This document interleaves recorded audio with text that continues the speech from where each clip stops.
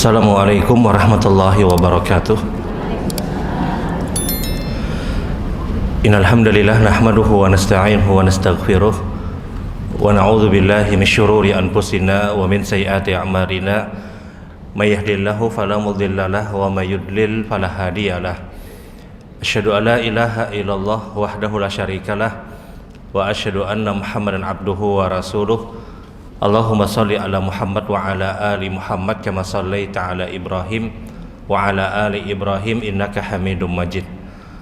Allahumma barik ala Muhammad wa ala ali Muhammad kama barakta ala Ibrahim wa ala ali Ibrahim innaka Hamidum Majid. Ibu-ibu yang dirahmati Allah, alhamdulillah, mari sama-sama kita bersyukur kepada Allah Subhanahu wa taala. Dua hal kata para ulama ketika kita berhadapan dengan Ramadan yang wajib kita syukuri. Yang pertama adalah kita diberikan masih kesempatan untuk berada di bulan Ramadan, satu bulan yang mulia, bulan yang suci, bulan yang boleh jadi menentukan derajat kita nanti di sorga. Thalhah radhiyallahu ta'ala an, sahabat Nabi SAW, beliau pernah menceritakan, beliau pernah meriwayatkan, satu hari kata Thalhah, ada dua orang datang ke kota Madinah. Qadima rajulani ila Nabi sallallahu alaihi wasallam fa aslama. Dua orang ini datang kepada Rasul sallallahu alaihi wasallam di Madinah, kemudian mengikrarkan diri untuk memeluk agama Islam. Setelah dua orang ini memeluk agama Islam, kata Thalhah, wa amma ahaduhuma, adapun satu dari dua orang ini, kata beliau, asyaddu istihadan wa asyaddu a'malan. Satu dari dua orang ini, kata Thalhah, adalah orang yang sangat kuat untuk beribadah, semangat luar biasa. Semua ketaatan dia kerjakan, semua ibadah dia tuntaskan.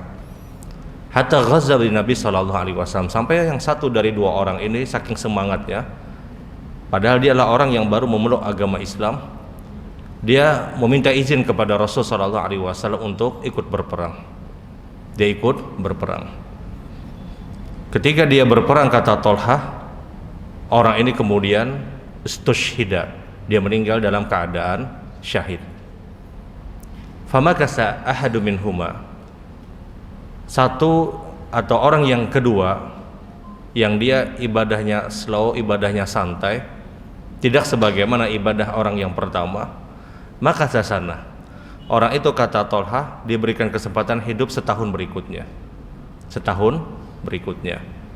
Famata, kemudian di tahun berikutnya orang yang kedua ini meninggal dunia. Jadi jaraknya 1 tahun. Fara'aitu fil manam, kata Thalhah, satu hari saya melihat dalam tidurku, dia bermimpi, anna rajulani amama babul jannah, dua orang ini berada di depan pintu sorga, dan saya sudah dijanjikan masuk ke dalam sorga. Kita tahu Thalhah adalah sahabat Nabi yang dijanjikan masuk ke dalam sorga. Ada 10 orang yang dipastikan Rasulullah SAW masuk ke dalam sorga, yang disebutkan namanya oleh Rasulullah.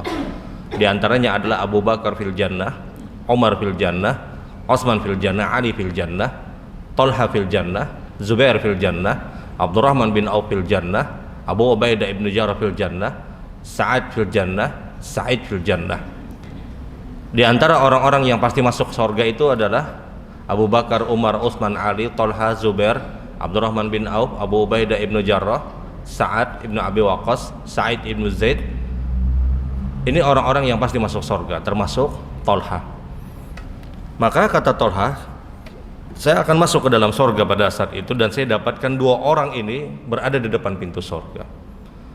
Kharajal malaikat min malaikatillah, keluarlah malaikat Allah Subhanahu wa taala dari surga Allah Subhanahu wa taala. Fa'adzana ahaduhuma, maka malaikat yang keluar dari surga tadi mengizinkan satu dari dua orang ini untuk lebih dulu masuk ke dalam surga. Fata'ajabtu, kata Thalhah, saya terkejut, ternyata yang disuruh masuk ke dalam surga itu adalah orang yang ibadahnya slow, ibadahnya santai, bukan ibadah orang yang pertama yang dia punya semangat untuk beribadah. Saya heran ketika itu, kata Thalhah. Setelah orang ini masuk beberapa saat, keluar lagi malaikat. kemudian mengizinkan orang yang kedua masuk ke dalam surga yang dia punya ibadah sangat kuat, sangat bersemangat. Setelah itu kata Talha, saya terbangun dari tidurku, terbangun dari mimpiku. Fatahaddatsu bi ashabatun Nabi sallallahu alaihi wasallam. Saya cerita kepada para sahabat, kata Talha, bagaimana kejadian yang ada dalam mimpiku. Dua orang yang dulu masuk Islam, dua-duanya masuk surga. Yang satu ibadahnya semangat kuat, tapi ternyata didahului masuk surga oleh orang ibadahnya santai. Fatahaddatsna bima tahaddatsna. Maka para sahabat kemudian juga sama-sama berbincang dan berbicara. Heran, ini kenapa sampai terjadi? Hatta balagha bi Rasul sallallahu alaihi wasallam. Sampailah berita ini kepada Rasul sallallahu alaihi wasallam. Maka Nabi kemudian mengumpulkan para sahabat. Kata Rasul sallallahu alaihi wasallam, "Bima ta'ajibuna?" Kenapa kalian heran dengan mimpinya Talha, kata Rasulullah. Tidak ada yang perlu kalian pertanyakan, kata Rasulullah. Orang yang santai ibadah tadi, yang dia lebih dulu masuk ke dalam surga, tidak perlu kalian pertanyakan, kata Nabi sallallahu alaihi wasallam. Sahabat kemudian berkata kepada Rasul sallallahu alaihi wasallam, "Bagaimana mungkin ya Rasulullah, kami tidak heran dengan kejadian ini. Orang yang ibadahnya santai, yang kelihatannya slow aja, mungkin guring-guring aja sih, itu lebih dulu masuk ke dalam surga, sementara orang yang kuat sekali ibadahnya, bahkan sampai ikut berjihad di jalan Allah, masuk surganya tidak mendahului orang yang ibadahnya itu santai ya Rasulullah." Maka kata Rasul, ini poin kita, "Alaysa makatha sannah?" Bukankah orang yang terlambat, bukankah orang yang santai itu, kata Nabi, dia meninggalnya setahun setelahnya? Bala ya Rasulullah, benar ya Rasulullah. Alaysa adraka Ramadan? Bukankah orang itu mendapatkan Ramadan? Dia mendapatkan Ramadan. Alaysa adraka ruku, adraka sujud, adraka amal saleh?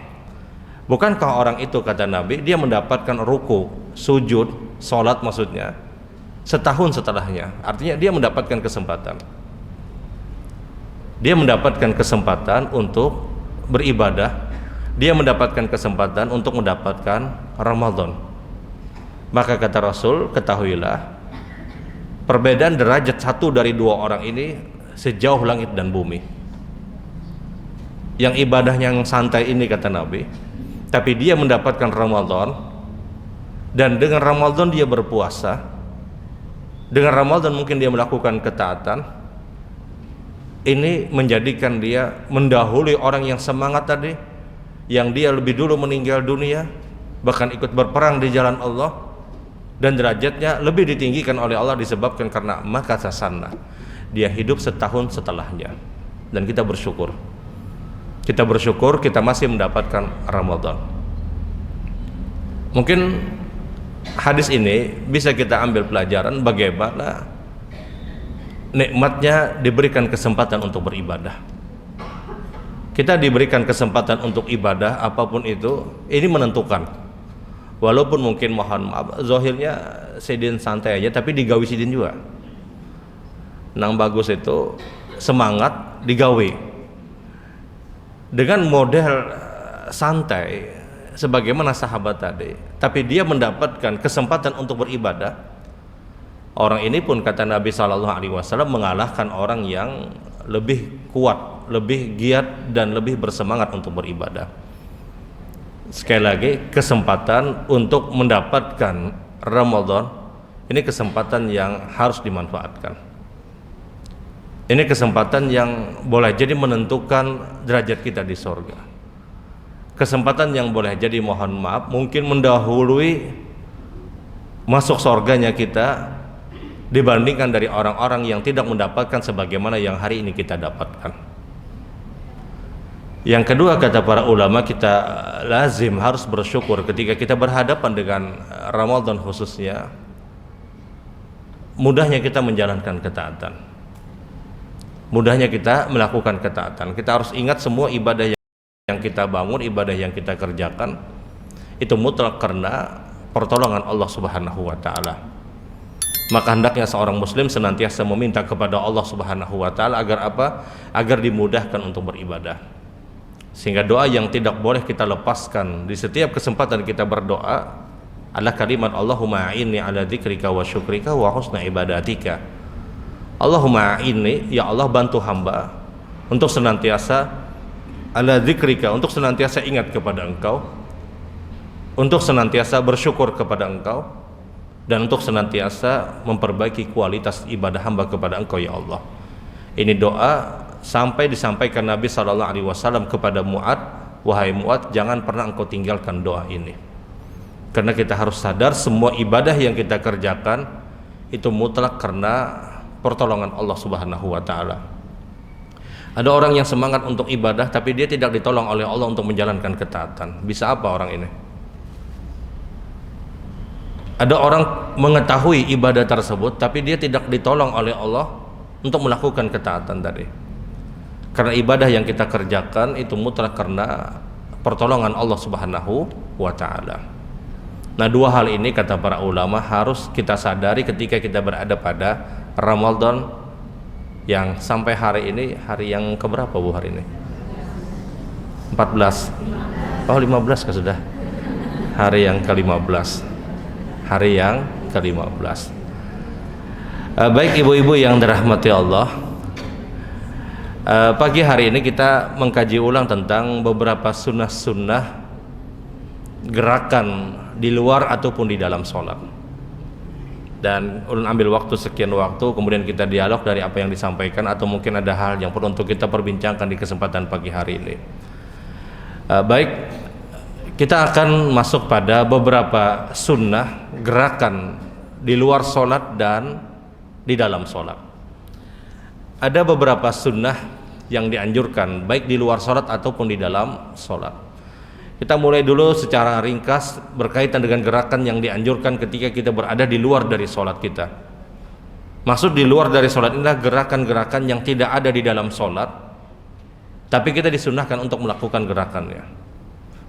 Jelas tentunya yang pertama ada sebagaimana yang sudah kita pahami, kapanpun kita melaksanakan sholat sendirian,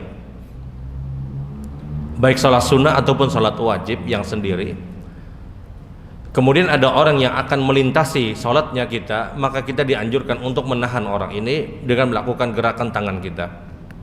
Ada orang yang akan lewat, kita tahan. Dan ini sunnah, dan gerakan ini sebenarnya di luar dari gerakan sholat.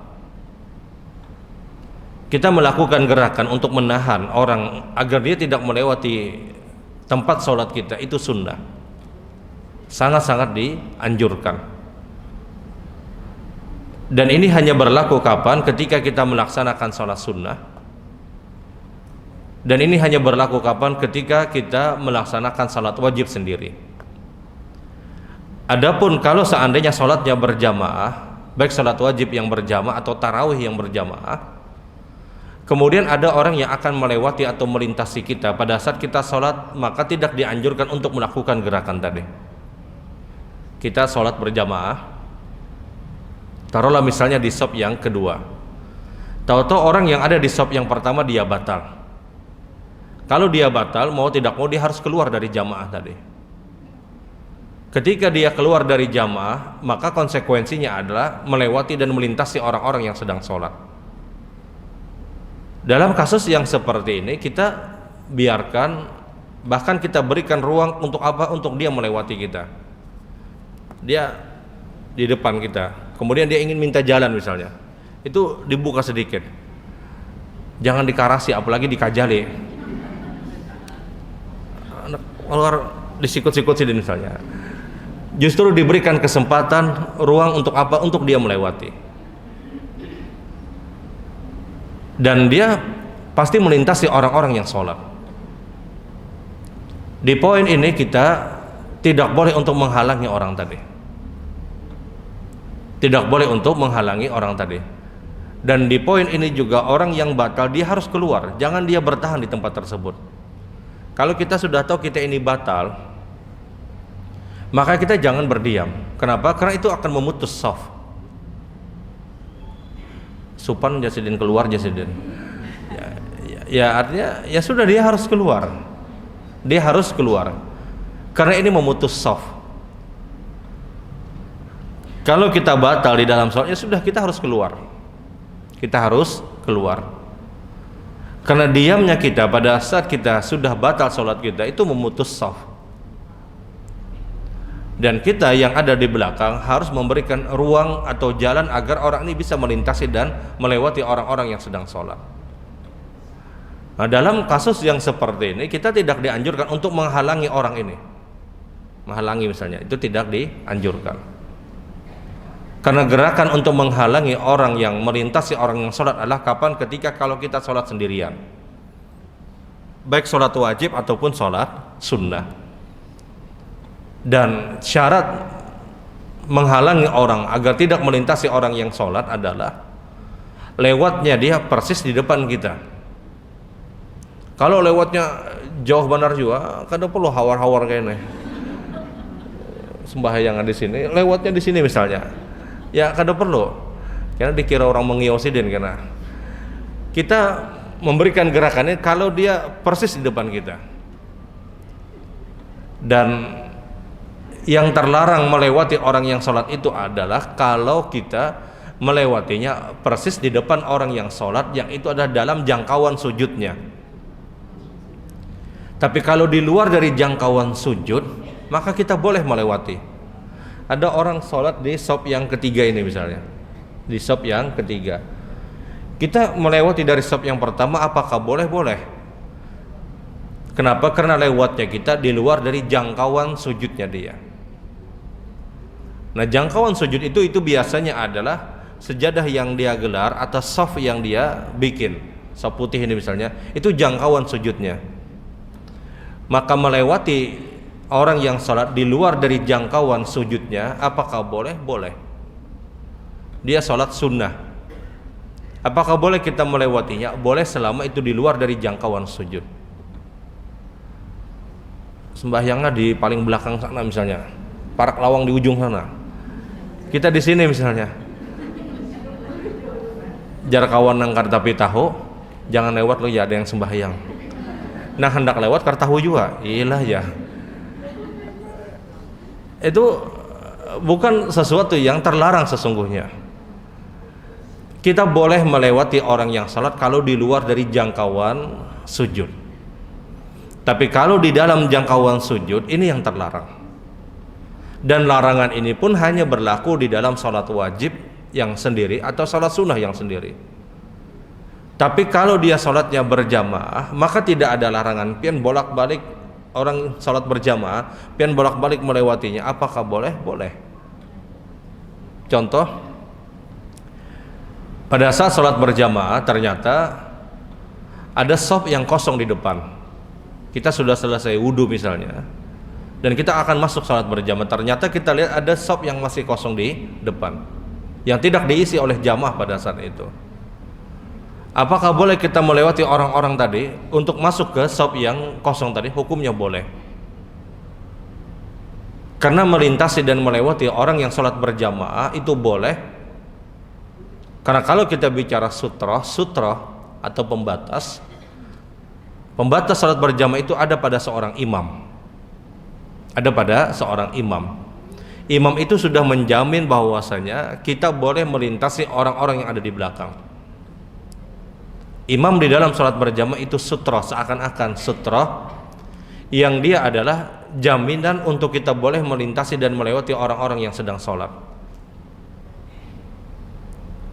Jadi gerakan di luar dari sholat yang kita sangat dianjurkan untuk melakukannya adalah kalau gerakan tersebut berkaitan dengan menghalangi orang yang melintasi orang yang sholat, kalau sholatnya sendiri dan orang tersebut melintasinya di dalam jangkauan sujudnya, tapi di luar dari jangkauan sujud, maka tidak dianjurkan untuk melakukan gerakan.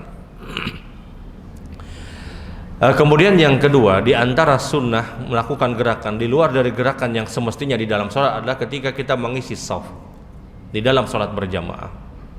Kita lagi sholat berjamaah, ternyata ada shaf yang kosong di depan, dan kita tunggu, ternyata tidak ada orang yang mengisi shaf tersebut. Berjalannya kita menuju shop yang kosong itu sunnah. Kita tahu ada shop yang kosong di depan kita, maka itu jangan dibiarkan. Kita jalan untuk mengisi shop yang kosong. Karena ini perintah Nabi SAW dengan bahasa kalimat yang begitu banyak disampaikan Nabi. Saw sufufakum, istau istaqim, i'tadilu tarasuddul khalad, dan seterusnya. Yang poinnya adalah rapatkan isi shop-shop yang kosong. Ini perintah Rasul Shallallahu Alaihi Wasallam. Pada saat di dalam sholat ternyata ada shop yang kosong di depan, dan kita tunggu beberapa saat, ternyata tidak ada gerakan yang lain untuk mengisi shop tersebut. Berjalannya kita menuju shop tadi itu sunnah, itu dianjurkan. Kayak apa berjalannya terserah, karena ada orang yang berjalan dulu selangkah, berdiam sedikit, berjalan lagi, berdiam, sampai hitungannya 3 kali gerakan. Ini bukan sebuah patokan. Kenapa? Karena kalau harus 3 gerakan, kayak apa kalau misalnya jarak shopnya itu jauh benar, beluncatkan sedikit atau apa kadang-kala untuk supaya dapat 3 gerakan tadi. Poin yang disampaikan Rasul Sallallahu Alaihi Wasallam adalah tidak peduli berapa gerakan pun yang dia lakukan, selama itu shop terisi. Jadi jangan dipersulit harus 3 gerakan. Ya, banyak pendapat sebagian ulama, ada yang mengatakan maju dulu selangkah, habis itu maju lagi selangkah. Ya, ini kaifiat, ini cara yang sesungguhnya tidak pernah diajarkan secara khusus oleh Rasul Sallallahu Alaihi Wasallam. Caranya terserah, yang penting dia isi shop tadi. Dia isi shop tersebut agar dia mendapatkan pahala. Karena sayang, ini pahalanya besar. Kata Nabi Shallallahu Alaihi Wasallam, man faraja sofan banallahu lahu baitan fil jannah. Siapapun, kata Nabi Shallallahu Alaihi Wasallam, yang mengisi shop yang kosong, maka Allah akan bangunkan baginya istana di sorga. Dia hanya melakukan gerakan. Ya, kita tunggu dulu. Ternyata tidak ada orang yang melakukan gerakan. Ya sudah. Nah, mengisi shop ini bebas. Kalau seandainya kita berada di samping orang yang di samping tempat yang kosong tadi, kita tunggu, ternyata di belakang tidak ada yang maju, maka kita yang bergeser. Kalau seandainya di belakang tidak ada yang maju, boleh jadi karena ketidaktahuan, maka kita yang di samping itu bergeser. Yang boleh jadi ketika kita bergeser mengisi shop yang ada di samping kita, memberikan isyarat dan memberikan pembelajaran kepada orang yang di belakang, ini isi, sehingga dia melihat kita bergerak, maka yang di belakang juga ikut masuk untuk mengisi shop tadi. Jadi harus ditunggu dulu, apakah kalau posisi kita di samping shop yang kosong, dihadangi dulu. Kalau ternyata yang di belakang tidak mengisi shop, ya sudah, kita melakukan gerakan. Yang boleh jadi dengan gerakan yang kita lakukan tadi menjadikan orang yang di belakang tahu, oh ternyata itu harus diisi, sehingga dia bisa maju untuk mengisi shop tadi. Karena sayang, sekali lagi, ini pahalanya besar, dan itu salah satu sunnah dari sunnah-sunnah Rasul Sallallahu Alaihi Wasallam. Karena ada resiko pada saat shop tersebut kosong, tidak diisi oleh orang-orang yang sholat, maka syaitan itu akan sangat leluasa untuk menggoda orang yang sholat. Jangankan dengan model yang seperti tadi, yang shopnya kosong, shop yang rapat saja itu masih, kata Nabi Sallallahu Alaihi Wasallam, yaqumu baina musallina udkur kadza hatta la yadri kam shalla. Jangankan model shop yang kosong tadi, shop yang rapat pun, kata Nabi, itu syaitan masih bisa membisikkan kepada orang yang sholat. Dia bisikan untuk ingat ini dan ingat yang lainnya, kata Rasulullah.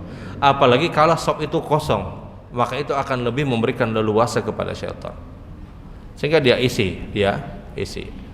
Ini gerakan di luar dari gerakan sholat yang biasa kita dapatkan, yang itu dianjurkan.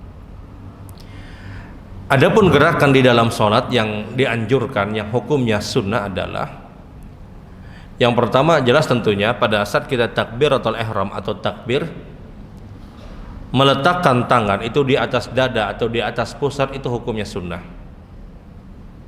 Di atas dada ataupun di atas pusat itu hukumnya sunnah.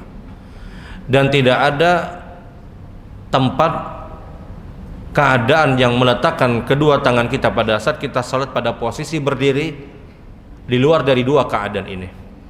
Jadi yang namanya meletakkan tangan itu adalah baik di atas dada ataupun di atas pusat. Hanya di dua keadaan ini. Adapun di bawah dari pusat tidak dianjurkan. Ada orang takbir Allah bertangannya di bawah benar saya. Ini tidak dianjurkan.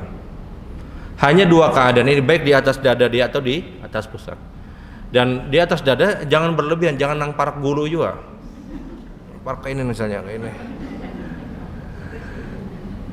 Ini tidak dibenarkan.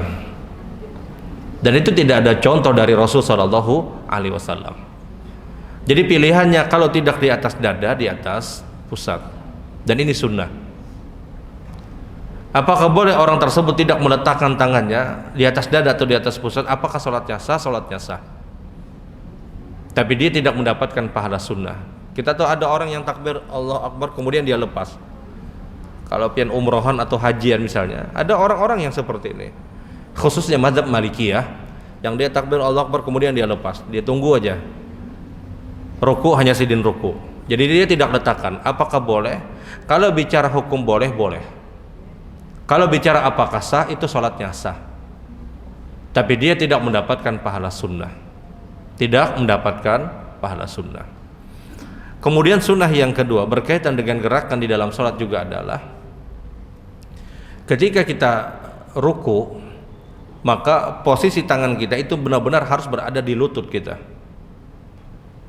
Posisi tangan kita itu benar-benar berada di lutut. Anggap ini lutut, dia benar-benar berada di lutut. Bukan di atas lutut, di paha, bukan di bawah dari lutut. Benar-benar diyakini bahwa tangan itu berada di lutut pada saat kita ruku. Karena kalau tangan itu bukan berada di lutut kita, dipastikan rukunya tidak akan rata. Punggungnya tidak rata. Jadi posisi tangan kalau itu diletakkan di bawah dari lutut, di batis misalnya, maka posisi rukunya pasti tidak rata. Atau kalau tangan itu diletakkan di atas dari lutut, di paha misalnya, maka posisi rukunya pasti tidak rata. Tangan itu harus berada di lutut pada saat kita ruku. Dan itu sunnah dari sunnah-sunnah Rasul sallallahu alaihi wasallam, yang sunnahnya disebutkan farraja asabi'ahi. Nabi itu membuka jari jemarinya. Dibuka. Bukan dirapatkan pada ini anggap tangan dan ini anggap lutut, dibuka oleh Nabi sallallahu alaihi wasallam. Dia buka. Bahkan dalam riwayat yang dibuka dengan sangat lebar jari jemari Rasul sallallahu alaihi wasallam. Jadi kadang tanggung. Kalau takbiratul ihram, maka jari jemari ini mabaina di antara merapatkan dan di antara membuka lebar, maka bukanya sedikit. Kalau ketika takbir, jadi bukan dirapatkan, bukan dibuka lebar dan lain-lain. Apalagi sebuting dibuka, sebuting rapat misalnya. Jangankan pian malaikat kin mauk melihat. Ini sekung ini. Di antara keduanya, pada saat kita takbiratul ihram, maka posisi jari jemari kita itu di antara merapatkan dan di antara membuka lebar, di antara keduanya. Tapi kalau ruku, maka dia buka selebar-lebarnya, yang dia letakkan tangannya di lututnya. Dan ini sunnah dari sunnah Nabi sallallahu alaihi wasallam. Kemudian di antara gerakan yang juga disunnahkan adalah pada saat kita berada pada saat sujud, maka jari jemari kita itu dirapatkan. Dhamma Nabi sallallahu alaihi wasallam, Rasulullah merapatkan jari jemari beliau pada saat beliau sujud. Pada saat sujud itu dirapatkan. Satu-satunya keadaan yang jari jemari kita itu dirapatkan di dalam sholat adalah hanya pada saat sujud. Dan ulangi, satu-satunya keadaan yang jari jemari kita pada saat sholat itu dirapatkan hanya pada saat sujud. Hanya pada saat sujud. Akan berbeda pahalanya dengan orang yang membuka dengan orang yang merapatkan pada saat sujud. Tinggal dirapatkan ini dapat pahala sunnah. Berbeda kualitas pahala sholat satu dengan yang lainnya pada saat yang satu memperhatikan sunnah Rasul, yang satu tidak memperhatikan sunnah Rasul. Kita tinggal modalnya merapatkan seperti ini pada saat sujud, ya sudah kita dapat pahala tambahan. Di luar dari posisi sujud dan ruku, maka keadaan atau posisi jari jemari kita itu tidak dirapatkan dan tidak dibuka lebar di antaranya. Contoh, duduk di antara dua sujud, maka bukan lebar seperti ini, bukan rapat seperti ini jari kita, tapi di antaranya. Ulun ulangi, di luar dari dua keadaan tadi, ruku dan sujud, maka jari jemari kita di antara merapatkan dan di antara membuka, sedang-sedang aja, baik takbir atau sami Allahu liman hamidah, atau ketika ruku Allahu akbar, atau ketika kita akan ruku, atau ketika kita duduk di antara dua sujud, atau ketika kita tasyahud yang tentunya pakai isyarat, maka tangan yang satunya itu tidak rapat dan tidak dibuka lebar. Tapi kalau ruku, maka jari jemari kita itu dibuka dengan lebar untuk kita letakkan di lutut. Adapun pada saat sujud itu dirapatkan. Jadi pian hanya fokus di dua keadaan ini dulu. Kalau ruku, tangan kita dibuka jari jemari kita. Adapun pada saat sujud itu dirapatkan. Di luar dari dua keadaan ini, maka posisi jari jemari kita tidak dibuka lebar dan tidak ditutup, tapi di antaranya. Jadi jangan dipukul rata pada saat kita sujud, baik dia sujud, baik dia ruku, baik dia melakukan keadaan yang lain, itu sama jari jemarinya, tidak. Akan berbeda sekali lagi pahalanya kalau kita mengamalkan sunnah dari sunnah-sunnah Rasul Sallallahu Alaihi Wasallam. Karena boleh jadi pengamalan sunnah ini yang menjadikan tertutupnya kekurangan kita di dalam sholat. Karena kita tahu yang namanya sholat ada gangguan. Kita terganggu dengan kehusyukan sholat kita. Kita terganggu mungkin kadang dengan hal-hal yang lain. Maka paling tidak amalan sunnah ini menutup kekurangan pada ibadah sholat kita, sehingga hasilnya selesai sholat, pahala yang kita dapatkan itu diharapkan benar-benar sempurna. Dengan apa? Dengan mengamalkan sunnah dari sunnah-sunnah Rasul Sallallahu Alaihi Wasallam. Baik ibu-ibu yang dirahmati Allah, ini dulu mungkin yang ulun sampaikan. Kemudian ada titipan juga dari takmir Masjid Mujahidin, ada pembelian karpet yang masih ada kekurangan. Silahkan bagi ibu-ibu yang mungkin ingin infak, ingin sedekah, dan ini adalah salah satu sedekah jariah. Di antara sedekah terbaik itu adalah ketika jenisnya adalah sedekah jariah. Di antara sedekah terbaik itu adalah ketika jenisnya sedekah jariah. Kenapa? Karena sedekah jariah itu adalah pahalanya mengalir terus sampai hari kiamat. Jadi kalau ada orang infak, orang sedekah misalnya di satu masjid, taruhlah misalnya pembelian karpet, maka setiap orang yang sholat di tempat tersebut, orang ini terus dapat pahala. Kayak apa aja kalau karpetnya diganti pulang kena aja. Kalau diganti pulang, dia tetap dapat pahala. Karena ketika Rasul Sallallahu Alaihi Wasallam sebutkan ini sedekah jariah dan itu sampai hari kiamat, diganti ataupun tidak diganti terus dia mendapatkan pahala. Karena di awal dia sudah infak, di awal dia sedekah, ya sudah di hari itu dia sudah dapat pahala sampai hari kiamat. Karena ada sebagian orang punya kekhawatiran, kalau ini diganti berarti sampai situ sudah pahala aku ya sudah. Tidak. Atau ada kekhawatiran dari takmir, karpetnya kada diganti-ganti sampai bujur-bujur kada nyaman benar sujudnya misalnya. Khawatir kalau misalnya pahalanya hilang orang yang infak. Tidak. Kalau memang layak untuk dia ganti, dan orang yang infak tersebut terus dia mendapatkan pahala. Jadi sekali lagi, siapapun dari seorang muslim, dia infak, dia sedekah, maka khususnya dari rumah-rumah Allah, dia terus mendapatkan pahala sampai hari kiamat. Mudah-mudahan urusan kita semuanya dimudahkan oleh Allah Subhanahu wa taala. Baik ibu-ibu yang dirahmati Allah, dari sini kalau ada hal yang perlu untuk diperbincangkan, silahkan, waktunya ulun persilahkan. Ada pertanyaan? Assalamualaikum warahmatullahi wabarakatuh. Waalaikumsalam. Masalah rukuk Pak Ustaz, dalam salat itu kalau kita berimaman Pak Ustaz, rukuknya itu lambat benar. Adakah doa yang selain daripada subhanallahil azim atau seterusnya lambat benar gitu Pak Ustaz rukuknya? Ya. Yang kedua mengenai surah ayat Al-Balad Pak Ustaz, kenapa kita tuh jangan terlalu sering-sering membaca ayat Al-Balad dalam salat. Surat Al-Balad. Surat Al-Balad. Al-Balad atau Al-Lahab.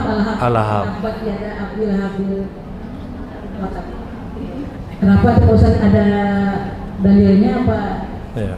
Apa kita disuruh? Jangan sering-sering katanya gitu Pak Ustaz. Assalamualaikum warahmatullahi wabarakatuh. Waalaikumsalam warahmatullahi wabarakatuh. Baik. Assalamualaikum warahmatullahi wabarakatuh. Waalaikumsalam. Ustaz, saya mau nanya, pas kita sholat ruku, pas ruku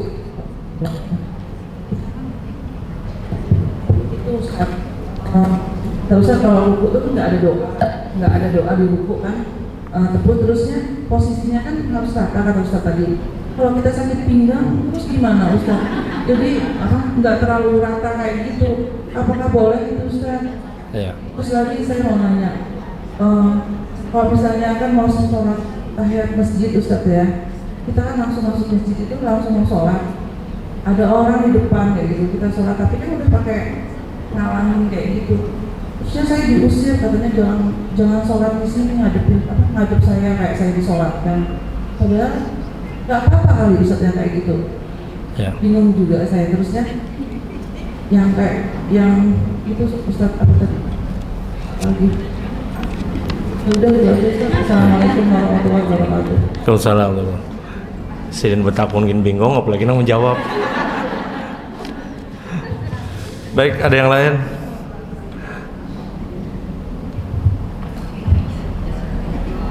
Assalamualaikum warahmatullahi wabarakatuh Ustaz. Waalaikumsalam warahmatullahi wabarakatuh. Ustaz, seorang yang azan terus dia jadi imam gitu Ustaz. Kebetulan dia waktu azan itu sudah ada di bersenandung selawat Ustaz. Dan kebetulan rumahnya itu dengan saya itu berdekatan Ustaz. Jadi kalau saya mengikutinya lama Ustaz ya, karena dia berselawat bersenandung gitu Ustaz. Jadi waktu sholat zuhur dan sholat asar dia pakai irama jahan Ustaz. Jadi nyaring sekali, volume tinggi gitu. Jadi saya mau sholat itu kadang-kadang kalau saya sholat dan itu saya jadi kebablasan gitu Ustaz. Jadi saya gini, sholat saya mundur dari dia sholat dulu baru saya mundur. Yang saya tanyakan, apakah saya sholat saya itu tidak termasuk melalaikan gitu Ustaz di mata Allah, karena kan saya mundurkan. Kalau saya ikut dengan dia itu kebablasan, ya Fatihah saya Fatihah juga Ustaz. Dengan saya tidak maaf aja Ustaz, saya tidak sholat di tempat saya itu Ustaz gitu. Nah, gitu aja Ustaz, terima kasih. Assalamualaikum warahmatullahi wabarakatuh. Waalaikumsalam.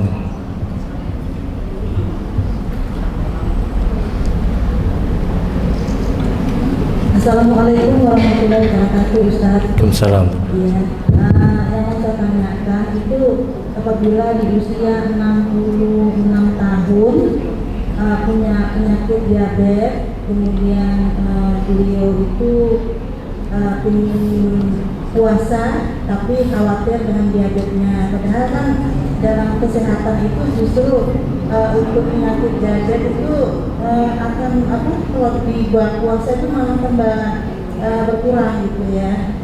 Nah kemudian kalau nggak puasa itu apa hukumnya? Iya. Ya baik, terima kasih. Assalamualaikum warahmatullahi wabarakatuh. Assalamualaikum. Assalamualaikum warahmatullahi wabarakatuh. Waalaikumsalam. Pak Ustaz, saya ingin bertanya, posisi tangan kita pada saat kita berada di atahiyat, baik atahiyat awal maupun di atahiyat akhir. Karena saya pernah melihat apakah posisi itu ada batas di lutut kayak gitu Pak, tidak boleh melebihi, karena saya pernah melihat ada yang pas batas lutut, ada juga yang pada saat at-tahiyat itu melebihi pada tangannya itu melebihi pada batas lutut. Nah, yang saya tanyakan, bagaimana sunnah yang sebenarnya? Terima kasih Pak Ustaz. Ya. Assalamualaikum warahmatullahi wabarakatuh Pak Ustaz. Waalaikumsalam. Mau tanyakan, apa hukumnya petugas berbuka puasa di musala atau masjid yang sering melakukan menyisihkan makanan yang mestinya untuk tamu yang lebih utama, tapi seringkali tidak cukup karena disisihkan untuk kepentingan pribadi. Terima kasih Ustaz.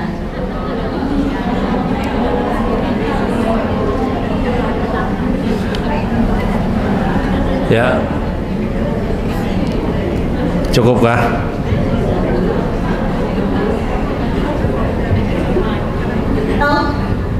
Assalamualaikum warahmatullahi wabarakatuh. Waalaikumsalam. Ustaz bertanya masalah takbir, mengangkat tangannya itu sampai di mana? Apakah di atas atau ada juga orang yang tidak akan takbir? Jadi ini seperti itu perlu saya tanyakan sampai di mana batasannya. Terima kasih. Wassalamualaikum warahmatullahi wabarakatuh. Waalaikumsalam warahmatullahi wabarakatuh. Ya, baik.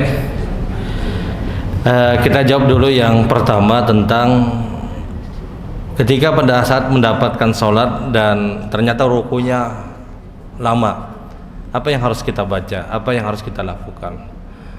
Bacaan zikir ruku itu yang disebutkan dalam beberapa riwayat itu ada dua model yang sangat sahih. Pertama adalah kalimat subhana rabbil azim, yang kedua adalah subhanakallahumma rabbana wa bihamdika allahumma ighfirli. Kedua-duanya sahih.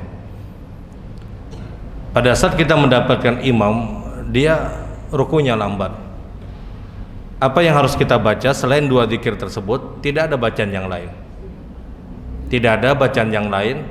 Tidak boleh kita menambah doa, karena doa itu hanya pada saat sujud, bukan pada saat ruku. Bacaan zikir ruku atau bacaan zikir sujud itu yang pernah terjadi di diri Rasul sallallahu alaihi wasallam, yang pernah diajarkan Nabi, itu bacaannya disebutkan wallahualam maksimal adalah di 7 kali, dan itu pun jarang. 7 kali diulang, dan itu bisa kita tempatkan kapan? Ketika kita ruku, kita baca aja terus sampai di 7 kali. Ya, bacaannya mungkin tidak terlalu cepat, agar apa? Agar menyeimbangkan bangunnya imam dari ruku, itu pun kita sudah selesai sebelum atau di saat pada hitungan yang ke-7 tadi. Jadi cara yang kita siasati pada saat kita sudah tahu model imamnya seperti itu, karena kita itu biasanya tahunya adalah di rakaat yang pertama, maka rakaat kedua itu bisa kita ambil dengan 7 kali tadi, atau yang pertama pun bisa sampai 7 kali. Jadi maksimal bacaan itu wallahualam dalam satu riwayat itu adalah Nabi itu pernah sampai 7 kali. Tapi kalau lambatnya itu pada saat sujud, maka ini keuntungan. Kenapa? Sebahagian bacaan zikir sujud, sebahagian doa. Tapi kalau lambatnya itu di posisi ruku, maka ya sudah, kita ambil praktek yang pernah terjadi pada diri Rasulullah untuk membaca zikir ruku itu sampai 7 kali. Mungkin setelah itu dia minta takmir masjid untuk apa? Untuk menasihati imam tadi, jangan tapi lawas rukunya, pusing banget aku ya sedih. Ya itu mungkin bisa dia minta, kalau hendak lawas ikam sembahyang sorangan aja ya. Karena Rasul sallallahu alaihi wasallam itu pernah ingatkan kepada sahabat ketika memimpin sholat berjamaah dengan sholat yang sangat panjang, maka kata Rasul, ringankan sholat engkau, karena sesungguhnya di dalam sholat itu ada 4 golongan yang senantiasa hadir. Wa fihimus saghir, wa fihimul kabir, wa fihimul marid, wa fihimul dzil hajah. Orang yang sholat itu kata Rasulullah ada 4 golongan yang pasti hadir rata-rata. Yang pertama ada anak kecil yang baru belajar sholat. Yang kedua kata Nabi ada orang tua yang mungkin tidak mampu untuk bertahan lama. Yang ketiga kata Rasulullah mungkin ada orang yang sakit, ruku atau sujud dapatnya lawas itu jingkar nang selesmaan. Asmaan sidin. Yang keempat kata Rasulullah, mungkin ada orang yang dzil hajah, orang yang punya keperluan selesai sholat. 4 golongan ini ada. Maka kata Rasul, ringankan sholat engkau. Tapi kalau misalnya sholatnya di pesantren, kakanakan pesantren aja isinya, hendak lawas kayak apa aja kada apa-apa. Tapi kalau sudah di luar dari pesantren, yang dia berinteraksi dengan masyarakat, dengan umumnya kaum muslimin, 4 golongan ini ada. 4 golongan ini ada. Senantiasa hadir, sehingga ringankan sholat engkau kata Rasulullah SAW. Jadi solusinya adalah membaca zikir ruku tersebut maksimal pada 7 kali bacaan. Dan lebih ideal lagi dia memahami, sekali dia baca dia tahu artinya, dia resapi. Kemudian baru dia baca lagi. Untuk apa? Ya boleh jadi untuk mengatur ritme agar apa? Agar ketika dia imam bangun ruku, dia pun juga selesai bacaan tadi. Nah itu mungkin yang pertama. Kemudian yang kedua, kenapa tidak dianjurkan untuk membaca surat Al-Lahab? Yang ulun yakini hadis yang menjelaskan bahwasanya dilarang untuk membaca surat Al-Lahab di dalam salat ini hadisnya dhaif. Dia tidak pernah standar Bukhari Muslim, tidak pernah direkom Bukhari Muslim. Ketahuilah bahwasanya hadis yang menyebutkan membaca surah Al-Lahab dalam salat itu hukumnya makruh, ini hadisnya dhaif. Dan itu ditolak dengan akal dan ditolak dengan dalil. Rasul sallallahu alaihi wasallam itu beliau pun juga membaca surat Al-Lahab di dalam salat. Kalaulah seandainya itu sebuah kemakruhan untuk umat, maka kemakruhan itu lebih keras terjadi pada diri Rasul sallallahu alaihi wasallam. Kalau itu hukumnya makruh, makruh ini akan lebih sangat kuat kepada Rasul sallallahu alaihi wasallam. Faktanya setiap Ramadan itu Jibril membacakan Al-Quran dan diikuti Rasul sallallahu alaihi wasallam, dan itu dikhatamkan beberapa kali dalam Ramadan dan masuk di dalamnya surat Al-Lahab. Dan itu pun juga terjadi pada salat-salat para sahabat radhiyallahu taala anhum. Jadi riwayat yang menyebutkan membaca surah Al-Lahab di dalam salat itu dilarang, ini riwayat dhaif. Dan ulun punya keyakinan ini bukan hadis yang sahih. Yang kedua adalah ini bertentangan dengan akal sehat seorang manusia. Bagaimana mungkin satu surat diturunkan oleh Allah atau satu ayat diturunkan oleh Allah tahu-tahu dilarang untuk dibaca? Di mana logika sehat kita untuk mengatakan bahwasanya ini hukumnya makruh? Dan tidak ada bacaan di dalam salat yang terbaik kecuali di dalam salat. Tidak ada bacaan Al-Quran yang dibaca oleh seorang muslim kecuali dia tempatkan di dalam salat. Kalau Al-Lahab itu dilarang di dalam salat, maka di luar dari salat lebih terlarang. Karena tempat terbaik untuk membaca Al-Quran itu di dalam salat. Paham bola? Bacaan Al-Quran yang kita baca itu tempat terbaik yang dibaca itu di dalam salat. Keadaan terbaik itu di dalam salat. Kalau di dalam salat hukumnya makruh, di luar dari salat itu lebih makruh.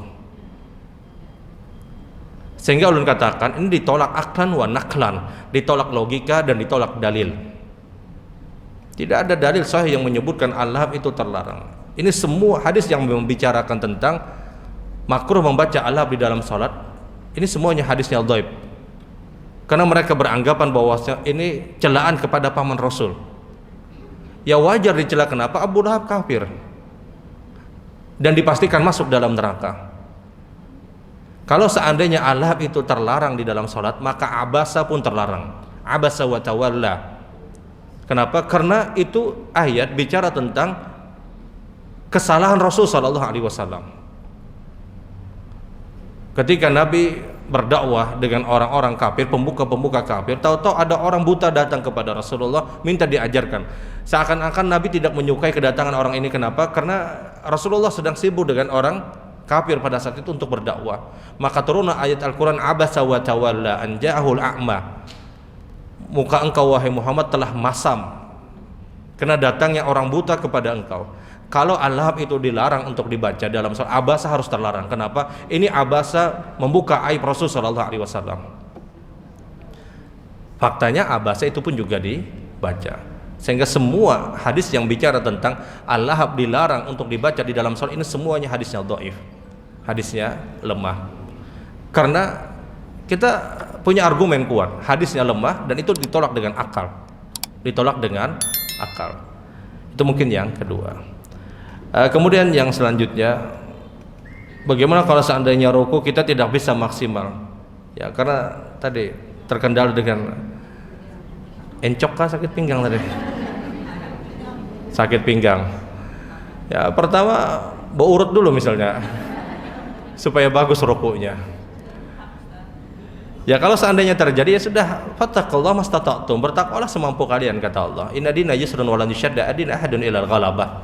Agama Islam ini gampang dan mudah, jangan kau persulit. Semampu kita. Semampu kita. Dan Allah melihat dan mengetahui usaha kita. Kita sudah berusaha ya sudah. Kita sudah berusaha ya sudah, kita serahkan kepada Allah. Dan Allah sudah tahu usaha kita. Artinya kalau ini terjadi ya sudah, kita sudah berusaha untuk maksimal. Terjadi apa yang terjadi, maka Allah pun sudah mengetahui, karena al-jaza min jinsil amal, ganjaran pahala disesuaikan dengan apa yang telah kita usahakan. Baik, pertanyaan yang selanjutnya adalah, pada saat kita melaksanakan salat sunat tahiyatul masjid, kemudian kita letakkan sesuatu di depan salat kita untuk kita jadikan sutra, sementara di depan kita ada orang yang mungkin duduk atau berdiri. Apakah kita boleh sholat? Kita boleh sholat. Kenapa? Kita sudah letakkan sutra. Masalah orang tadi mengatakan jangan yang kayak ini karena seakan-akan mensolatkan saya, katanya. Yang harus berpikir itu nang di muka ini, jangan begana di situ. Ikam nang berjauh tuh. Kita sholat, kita letakkan sudah tas, letakkan apapun misalnya sebagai sutra, dan ada orang di depan. Justru orang ini sudah terselamatkan dengan apa yang kita lakukan. Artinya ya sudah, dia hendak berpandir kayak apa terserah sidin. Tapi yang jelas apakah terlarang? Tidak. Kita sholat aja gak ada masalah. Kita sholat tidak masalah. Yang jelas kita sudah letakkan sutra pembatas apapun itu. Kemudian kita sholat, walaupun di depan kita ada orang yang lagi ngobrol misalnya berpandiran dan yang lainnya. Ini sekali lagi semestinya adalah nang berpandiran ini dia harus tidak berada di tempat tadi. Atau bahkan kalaulah seandainya dia berzikir sekalipun di tempat tersebut, dia bergeser. Karena tidak ada ibadah yang lebih utama melebihi daripada sholat. Zikir dengan sholat jelas itu lebih utama sholat. Ada orang yang duduk di depan kita, dia sedang zikir, kemudian kita sholat di belakangnya, yang kita sudah letakkan sutra misalnya. Semestinya yang zikir ini dia yang beralih, semestinya. Apalagi kalau hanya misalnya berpandiran aja. Karena tidak ada ibadah yang lebih utama daripada ibadah sholat, wallahu a'lam. Baik, pertanyaan yang selanjutnya adalah, apakah kita boleh menunda sholat kita karena kita terganggu dengan muadzin atau dengan suara yang keras setelah azan? Kalau memang kondisinya kita terganggu, hukumnya boleh, tapi diharapkan tidak terus menerus. Tidak terus menerus. Kalau seandainya memang kondisinya benar terganggu, itu hukumnya boleh, tapi diharapkan tidak terus menerus. Ya bagaimana solusinya agar tidak terus menerus? Ya kita berada di dalam kamar yang supaya terkurangi mungkin suaranya. Kalau ditanya hukum asal apakah boleh? Boleh. Karena Rasulullah SAW pun beliau pernah mengajarkan kepada para sahabat untuk menunda sholat kalau ada gangguan di dalam sholat. Contoh, idza quddimal asya akharal isya, kata Nabi. Kalau makan malam itu sudah siap dan kalian dalam kondisi lapar, kemudian adzan isya dikumandangkan, maka makan malam dulu, kata Nabi. Kita lapar, kemudian makan malam sudah dihidangkan, tahu-tahu adzan isya dikumandangkan. Apakah kita isya dulu atau asya? Asya itu makan malam, isya itu sholat isya. Idza quddimal asya, kalau makan malam sudah siap, kemudian terdengar adzan isya, maka dahulukan asya, dahulukan makan malam, kata Nabi. Kalau dalam kondisi lapar, karena khawatir ketika kita sholat kita akan teringat nang di meja-meja tadi, haruan bebanam, sambal acan, kerupuk misalnya, laju-laju sembahyang karena dimakan anak aku kan aja, lawan anak aja bersaing sih misalnya. Kalau itu mengganggu sholat ya sudah, kalau itu mengganggu sholat maka makan dulu, kata Nabi. Atau dalam bahasa hadis yang lain Rasulullah pernah menyebutkan idza na'isa ahadukum falyarqud, Kalau engkau mengantuk berat, maka tidur dulu sebentar kata Nabi, baru engkau sholat. Nah ini dalil-dalil yang menunjukkan kita boleh mengakhirkan sholat kita. Kapan? Kalau ada gangguan. Sehingga kalau itu terjadi, ya sudah kita boleh untuk menunda. Tapi diharapkan tidak terus menerus. Diharapkan tidak terus menerus. Kalau memang benar-benar terganggu ya sudah. Tapi kalau memang benar terganggu, tapi kita masih bisa maksimal sholat kita masih bisa menjaga sholat kita sholat. Kalau memang benar-benar terganggu, maka silahkan untuk menunda sholat. Tapi tidak diharapkan untuk terus menerus. Wallahu a'lam.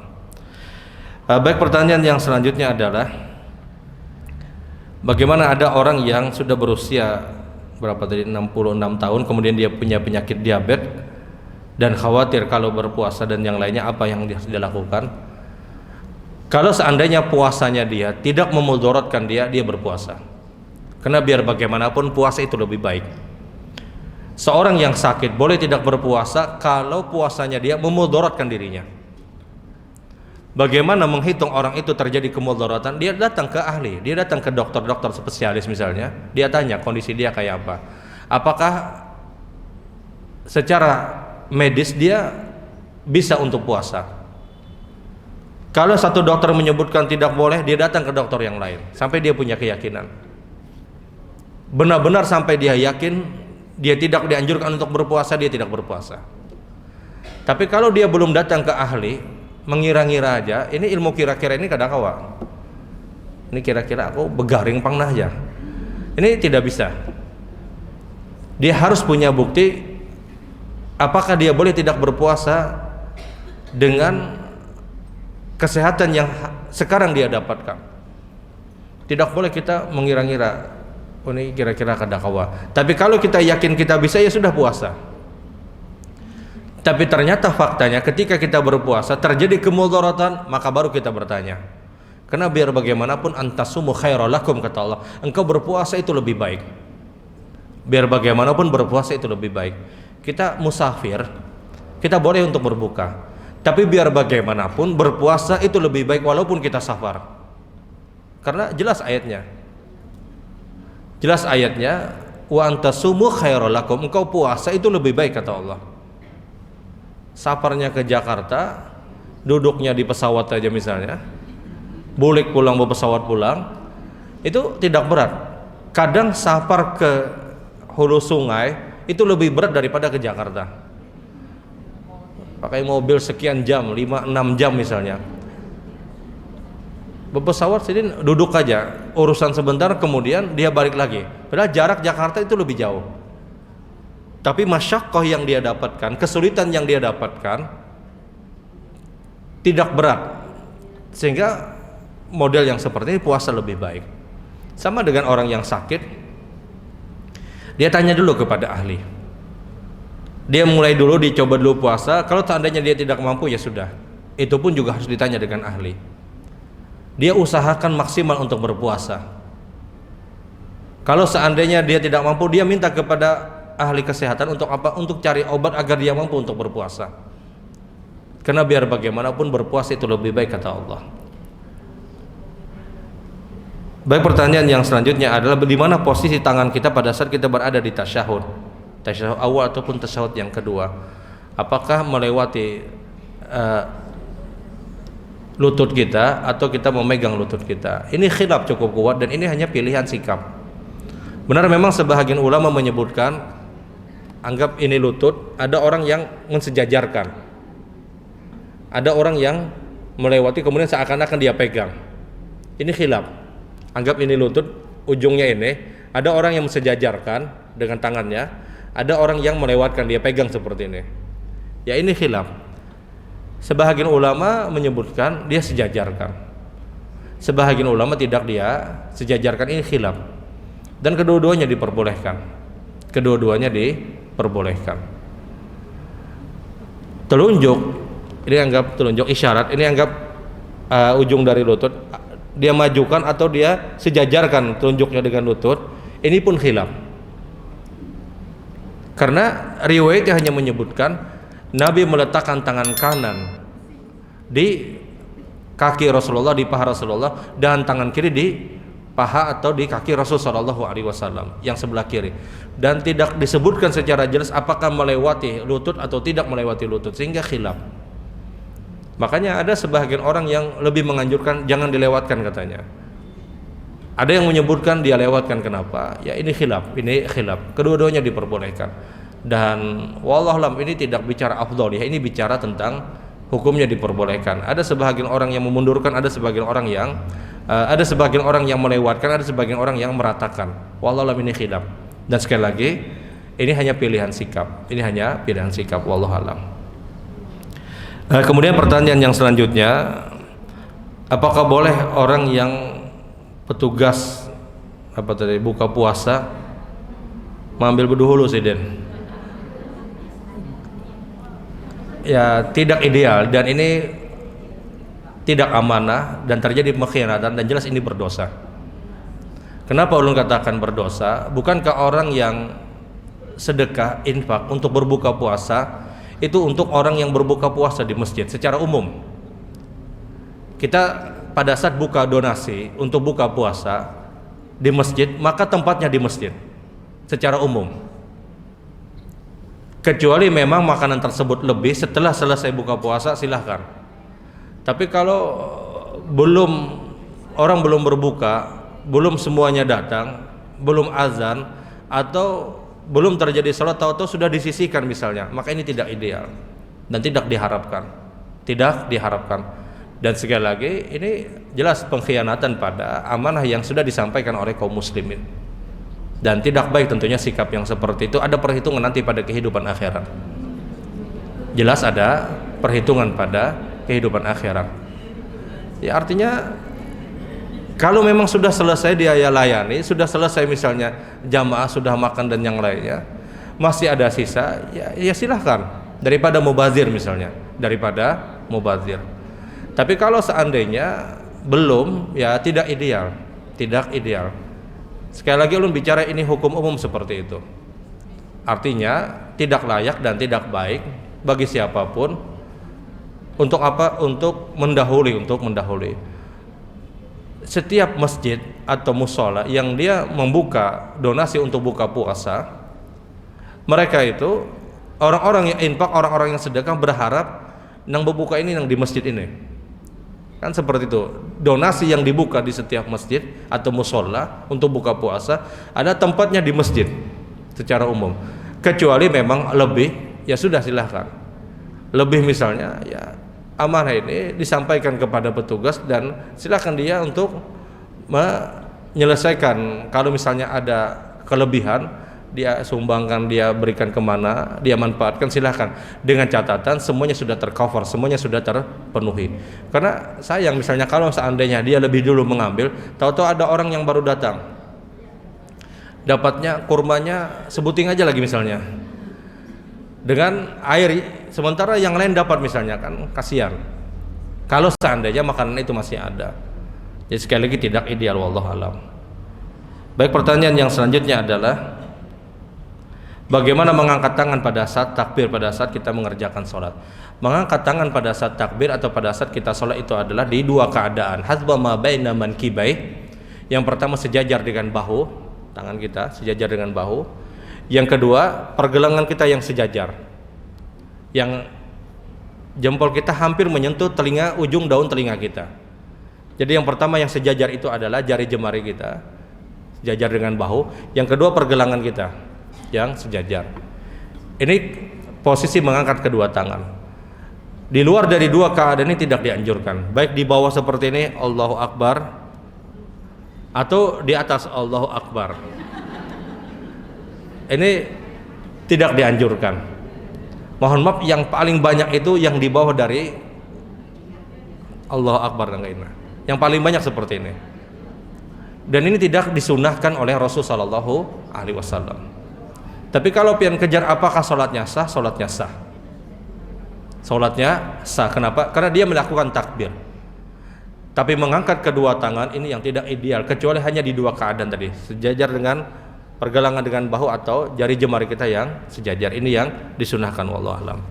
Baik, pertanyaan yang terakhir, apabila di bangunan ada bangunan apabila ada bangunan ruko atau rumah tempat tinggal kita laku terjual, apakah wajib dikeluarkan zakatnya? Bangunan tersebut sudah ditempatkan lebih dari 10 tahun dan sudah dikeluarkan zakatnya di tahun yang pertama. Kalau bangunan tersebut sudah kita zakatkan, kita keluarkan zakatnya, kemudian kita jual, apakah hasil dari penjualan tersebut itu juga wajib dizakatkan? Hukumnya wajib. Kenapa? Karena dia sudah beralih kepada uang. Dia sudah beralih kepada uang. Dan itu wajibnya kapan? Di tahun berikutnya. Kenapa? Karena zakat itu wajib di 2 syarat. Yang pertama nisab, yang kedua haul. Nisab itu sampai hitungan, haul itu sampai waktu. Kalau sudah setahun berikutnya, maka wajib dikeluarkan, baru dikeluarkan. Jadi kalau tidak sampai 1 haul, tidak sampai 1 tahun, maka belum diwajibkan. Ada orang dapat warisan misalnya, dia dapat warisan 1 miliar. 1 miliar itu zakatnya 25 juta. Karena 2,5%. Jadi kalau pian bisi duit 10 miliar, ya terserah pian nak bahayal kayak apa. Pian takajub mendengar 10 miliar. Kalau pian punya uang 1 miliar, maka zakatnya 25 juta. 10 miliar 250 juta, wajib zakatnya. Wajib zakatnya. Nah, kalau ada orang punya uang sekian, dia dapat warisan 10 miliar misalnya. Karena Abah Sidin sugih benar misalnya. Dia dapat warisan 10 miliar, apakah wajib zakat? Belum, sampai di tahun berikutnya. Tidak wajib untuk dia keluarkan. Kenapa? Dia baru sampai di 1 syarat, yaitu nisab. Syarat yang kedua itu adalah haul. Ternyata di tahun berikutnya duitnya tinggal 2 juta misalnya. Misal, apakah wajib zakat? Tidak wajib zakat. Kenapa? 2 juta belum sampai nisab. Nah, di sini tinggal kejujuran kita. Tinggal kejujuran kita. Makanya kenapa para ulama itu berpendapat kalau ada orang punya uang taruhlah 1 miliar, dia wajib zakat kapan? Di tahun berikutnya. Tahu-tahu di tahun berikutnya, sehari sebelum wajib zakat, sehari sebelum setahun tadi, dia belikan rumah, dia belikan tanah misalnya, dia alihkan. Secara hukum dia tidak wajib zakat. Kenapa? Duitnya habis tertukar rumah. Maka dari sinilah ulama kemudian menyebutkan wajib zakat sekali seumur hidup bangunan yang dia belikan tadi. Untuk apa? Untuk menghindari larinya dia dari zakat, karena khawatir itu dipermainkan. Nah, kenapa ada ulama berpendapat tempat tinggal kita wajib dizakati sekali seumur hidup? Karena menghindari larinya orang tersebut dari zakat, kata para ulama. Nah, wallahu a'lam ini khilaf. Namun kembali kepada pertanyaan tadi, wajibnya tetap diwajibkan karena sudah beralih dari uang, tapi wajibnya di tahun berikutnya. Baik ibu-ibu yang dirahmati Allah, ini dulu mungkin yang Allah sampaikan di kesempatan pagi hari ini. Mohon maaf. Kita akhiri dengan kafaratul majlis. Subhanakallahumma wabihamdik, asyhadu an la ilaha illa anta, astaghfiruka wa atubu ilaik. Assalamualaikum warahmatullahi wabarakatuh.